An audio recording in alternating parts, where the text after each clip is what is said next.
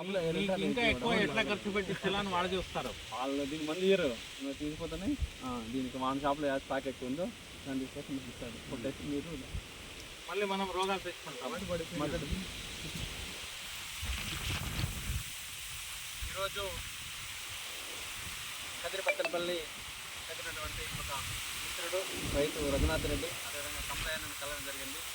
వీళ్ళు ఈ యొక్క కొర్ర పంటను గత 2 సంవత్సరాలుగా చేస్తున్నారు. ఇక్కడ పంట కారణంగా వీళ్ళు వేయడం కారణంగా చుట్టుపక్కల వాళ్ళు కూడా వీళ్ళని చూసి వేస్తున్నారు. మనం ఈ ప్రాంతంలో కొర్ర సామ అధికంగా పండించాలని చెప్పి, ఎందుకంటే మన వాళ్ళు వేరుశనగ వేసి ఆ భూమిలో ఉన్న సత్వం అంతా తీసేశారు. ఇప్పుడు వేరుశనగ పండేటువంటి దానికి తగ్గట్టుగా వాతావరణ పరిస్థితులు కూడా సరిగా లేవు. వర్షాలు కూడా సక్రమంగా రాని కారణంగా రైతు వేరుశనగ వేయడం నష్టంగా, లేకపోతే పెట్టుబడి ఎక్కువ అయిపోయి నష్టంగా భావిస్తున్నాడు. కాబట్టి వేరుశనగ మానేస్తుంది. దానికి ఆల్టర్నేట్గా